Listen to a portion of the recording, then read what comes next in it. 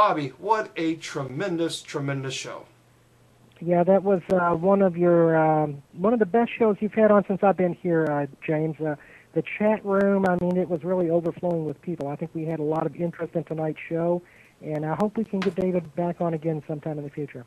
Yeah, you know, and I really want to know, of course, with the lawsuit, because I know there's a pending lawsuit, and when that lawsuit is completed, I would love to have him come back on and talk about what happened, because that's man, there was a lot of information. I mean, just the things that they were doing in this Narconon, according to David, and pumping them full of all these vitamins, and oh, jeez, I don't know. I don't know, Bobby. I don't know if I could.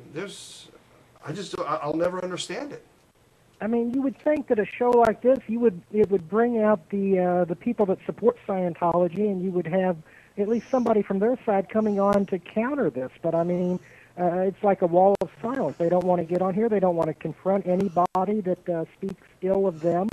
And it makes you think, well, you know, what are they hiding if they won't come on here and defend their own organization? And in my opinion, you know, I think David has the floor, and when David speaks and they don't refute it in any way, that kind of gives you a question as to why they won't get on here and say anything. Yeah, you know, it's absolutely amazing.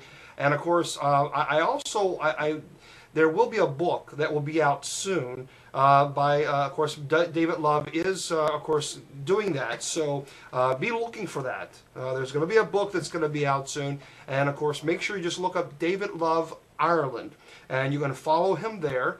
And then, of course, just, you know, make sure you keep in touch with him, because I tell you, there's going to be a lot of information that's going to be provided in this book. So, again, don't forget that. And someone wrote and Lawrence Wright book. So make sure that, folks, remember, this show will be archived. It will be on later. It will be tomorrow evening. And it's just look up sacreddivision.com. Sacreddivision.com. And you just go to the archive page. And, of course, that's where you'll see David's show, of course, along with a few others. So sacreddivision.com, and that is where you'll find the podcast for tomorrow. For this show, it'll be up tomorrow evening. Again, we want to remind, don't go anywhere. Just Roll With It is next. So I tell you, Bobby, did you learn anything that was really, really just kind of floored you today? Yeah, some of his experiences at Narconon, some of the abuse that he said that he underwent, and is basically, I guess, what some of the abuse, I guess, that other people have also gone through. I'm sure that David is not unique in that respect. So I thought that was an interesting revelation. That's something that we haven't heard before, at least on from somebody that's actually been there and been part of it.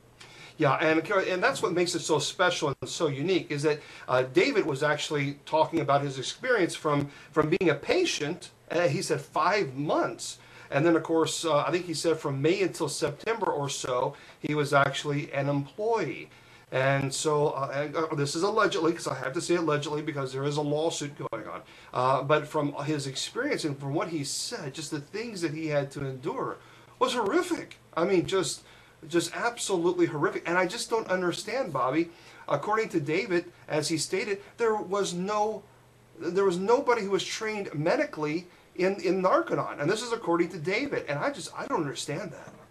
Well, I think it's when you can claim to be a religious organization, or you claim to be connected with a religious organization. Maybe the authorities look the other way because they don't want to cross that fine line between church and state, and they don't want to get involved with what would look like prosecuting a religion. Maybe that's why the authorities and the police and everybody else kind of stay on the sidelines to some degree, and until the allegations become so horrific that they have to step in and take part in it. Maybe they just stand on the sidelines and look the other way and hope that what people are claiming is not actually happening. You know, here's what I find really fascinating. And so they, as David said, they charge upwards of over $300,000. Okay, over $300,000. Think about that for a second. Now, I just don't understand, Bobby, if they're charging over $300,000 for these things, then you would think that they would say, okay, maybe we can get somebody who is in the medical field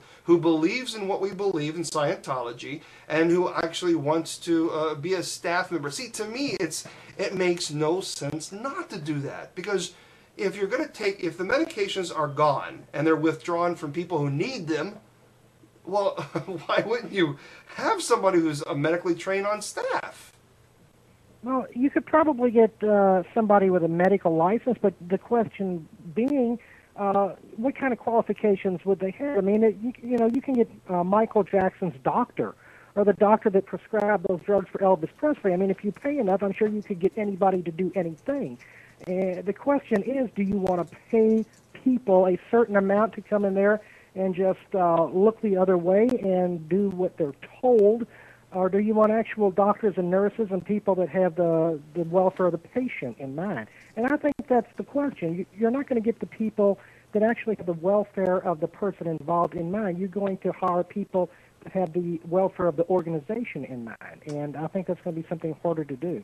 Yeah, again, I just, and even if you had somebody who is actually a doctor, who is actually a trained, licensed doctor, you would think that that just for, I guess, for legality, for legal reasons, you would say, you know what, we need to put somebody on staff here who believes in this toxification program or detoxification program, that you would at least think that they would have somebody who's medically trained to, I guess, to know if someone is stroking out, having a heart attack, or what.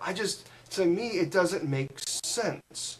But I guess putting somebody in charge, somebody at the top of the food chain, somebody that basically answers the questions, maybe that's not really what you want. Maybe you want a lot of lower level people with a bunch of plausible deniability to say, well, I didn't know that was happening, or I didn't know that was going on. Maybe that's what they prefer, instead of having somebody that actually has any accountability. You listen, real quick, everybody, because it's 9:56. We have EW on the line with us. EW, how are you? I'm doing great. Apparently, you don't have just me. You have the whole group. Oh, well, fantastic. well, tell us the whole group. Hey, guys, tell everybody what the group is, because I asked them to call in. Yes, it's Just Roll With It. We're immediately on the air right after you, and we're going to be talking about, I hope you don't mind me saying this, Bishop, but since Eric dropped it last time, I'm doing it. We're going to talk about the shit your mom warned you about. Well, there you go, folks. Not necessarily your mom. I mean, just in general, your mom. Yeah. For example, for example, don't pay $350,000 for a detoxification program. Exactly. Exactly. Need more than that to get toxified. What are you talking about? All right, guys. Well, listen, we'll see you in about 2 minutes, 2 or 3 minutes. Yes, sir. We'll be there. All right. Thanks a lot, guys. Thanks, James. All right. Thank you. Bye-bye.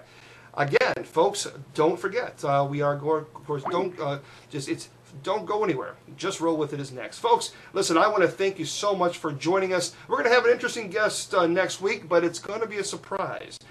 So you have to tune in next week to find out. James, let me intervene here. Okay. Next week is Sunday, May 22nd, and depending on some of the guests we have had on the past week or so, May 22nd might not even be here. So. Oh, that's right. You're going to have to cross your fingers and hope you have a show next Sunday. Yeah, because remember, May 21st, the world's supposed to end. And that will get I am predicting that will get a lot of press coverage in the real mainstream media between now and next weekend. You know, this whole entire nonsense, it's just crazy.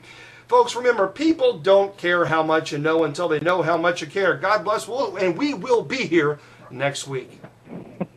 See you later, Bob. Good night, James. Bye-bye, buddy.